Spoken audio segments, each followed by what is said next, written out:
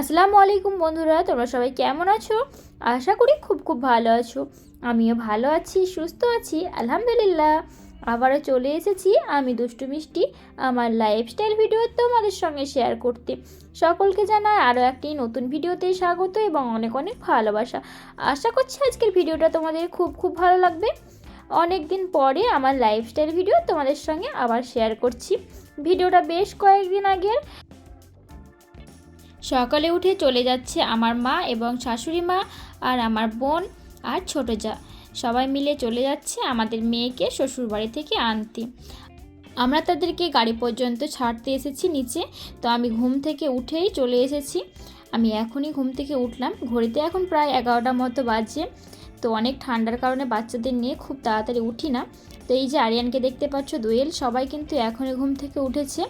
তো এখন ওদের চাপিয়ে দিয়ে চলে যাব।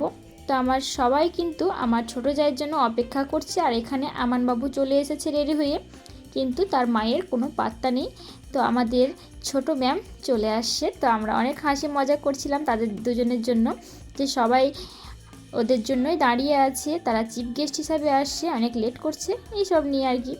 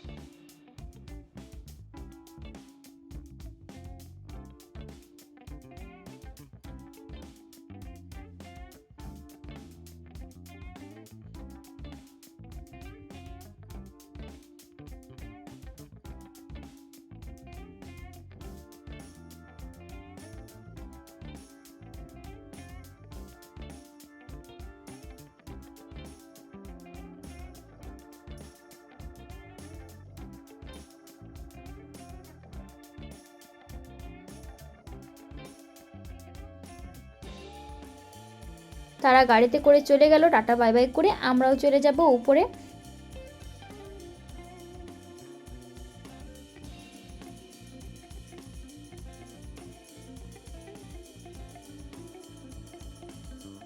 উপরে এসে খাওয়া দাওয়া করে নেব। শাশুড়ি মা সকালে উঠে ডালপুরি তৈরি করে দিয়েছিল। তো এখানে 3টে ডালপুরি নিয়েছি, আমি, আরিয়ান আর দোয়েল, তিনজনে 3টে খেয়ে নেব। আর আজকে কিন্তু অনেক কাজ আছে, এই যে দেখতে পাচ্ছ আমার আরিয়ানও কিন্তু কাজে লেগে পড়েছে।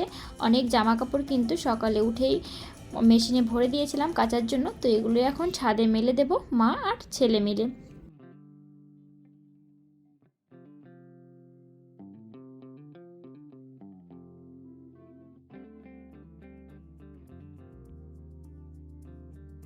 তোমাদের সঙ্গে গল্প করতে করতে আমার কাপড় জামা সব কিছু মেলে দেওয়া হয়ে গেছে। এবার চলো রান্নাঘরে যাই। তো রাত্রের জন্য রুটি করে রাখবো, একদিকে রান্না করব, একদিকে রুটির জন্য আটা মেখে রাখবো এবং একদিকে ঘর গুছাবো। আজকে কিন্তু অনেক কাজ।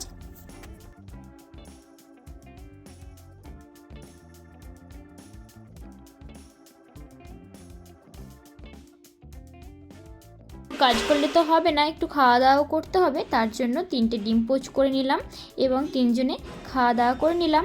এখানে দেখতে পাচ্ছ দোয়েল কত সুন্দর সেজেছে। তো আয়না দেখতে সে ব্যস্ত। তো আমার ঘরের অবস্থা কিন্তু প্রচণ্ড খারাপ।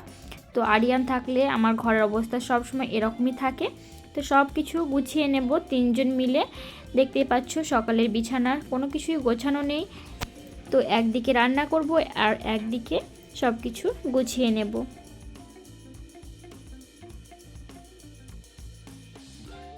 এটা কিন্তু পরের দিনের ভিডিও।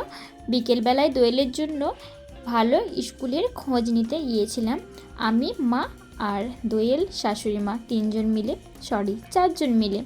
তো অনেক স্কুল খোঁজাখুঁজি করার পরে একটা স্কুল পেয়েছিলাম, সেটা বোর্ডিং স্কুল। সেখানে দোয়েলকে থাকতে হবে, কিন্তু দোয়েল তো অনেক ছোট, সেখানে থাকতে পারবে না, সে কারণে সেটাও বাদ গেল।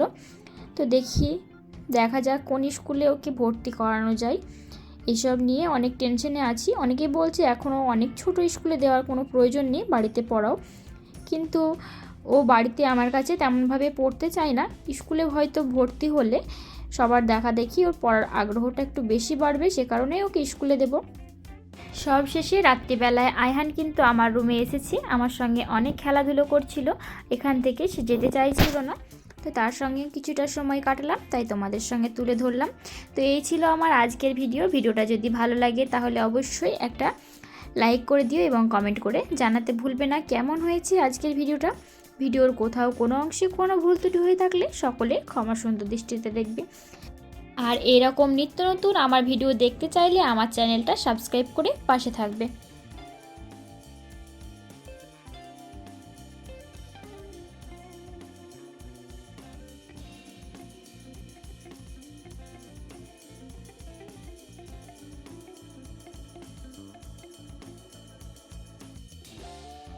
তো ভিডিওটা আর বেশি বড় করছি না, আজকের মতো বিদায় নিচ্ছি। আমি দুষ্টু মিষ্টি, দেখা হচ্ছে পরবর্তী একটি ভিডিওতে। ততক্ষণের জন্য সবাই ভালো থাকবে, সুস্থ থাকবে, আর আমার জন্য বেশি বেশি করে দোয়া করবে। আসসালামু আলাইকুম, আল্লাহ হাফিজ, ফি আমিনাল্লাহ।